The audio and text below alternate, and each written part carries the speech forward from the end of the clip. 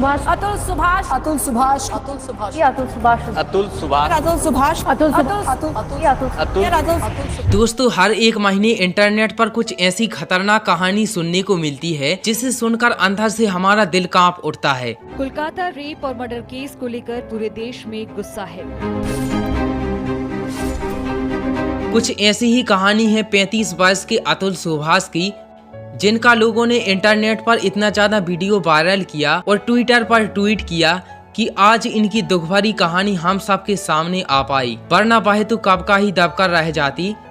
कैसे मुझे ये करने के लिए डायरेक्टली इंस्टिगेट किया। अतुल सुभाष ने अपनी जिंदगी को खत्म करने से पहले 90 मिनट का एक फुल वीडियो बनाया। इसके बाद उन्होंने 24 पेज का एक नोट भी लिखा जिसमें उन्होंने सभी चीजों के बारे में बात की। इसके बाद उन्होंने 9 दिसंबर को अपनी जिंदगी को खुद से ही खत्म कर लिया। अतुल ने बताया कि उनकी पत्नी ने उनसे 3 करोड़ रुपए की भारी डिमांड की, जिसे वह कभी भी पूरा नहीं कर सकते थे, और साथ ही उनके परिवार पर दहेज के भी केस लगाए। इन सब से परेशान होकर अतुल ने अपनी जिंदगी को खत्म करने का फैसला लिया। दोस्तों, यह एक लौता ऐसा केस नहीं है जिसमें पत्नी पति से पैसों की मांग करती है और पति उसकी डिमांड को पूरा नहीं कर पाता है तो पत्नी उस पर झूठे केस लगा देती है और पति को उसमें न्याय नहीं मिल पाता है तो वह ऐसे कदम उठाता है जिसमें उसकी जिंदगी ही खत्म हो जाती है। अतुल ने बताया कि 2019 में उनकी शादी हुई। 1 साल तक ही उनका रिश्ता ठीक ठाक चला। इसके बाद चीजें धीरे धीरे बिगड़ने लगी। उनकी पत्नी ने उनसे पैसों की डिमांड की और साथ ही उनकी बीवी के परिवार वाले भी उनसे कभी बिजनेस का बोलकर 10 लाख रुपए, कभी 5 लाख रुपए मांग रहे थे। अतुल बेंगलोर में AI इंजीनियर की जॉब पर कार्य कर रहे थे। वह इतनी भारी डिमांड को पूरा नहीं कर सकते थे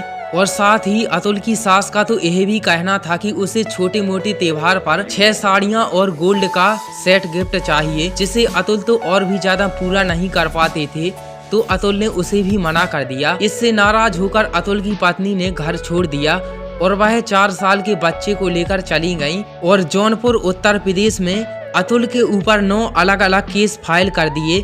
इन सब से अतुल तो और भी ज्यादा परेशान हो गए क्योंकि उन्हें बेंगलोर से उत्तर प्रदेश पेशी पर जाना था और 9 अलग अलग केस थे, इसलिए ये मामला और भी ज्यादा लंबा हो चुका था।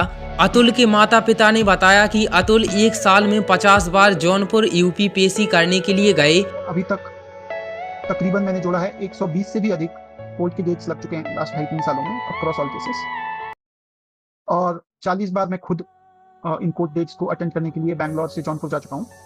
इसके अलावा मेरे माता पिता और भाई को भी अक्सर कोर्ट के चक्कर काटने पड़ते हैं, लेकिन उन्हें कुछ भी न्याय नहीं मिला और अतुल ने फाइनली अपनी जिंदगी को खुद से खत्म कर लिया।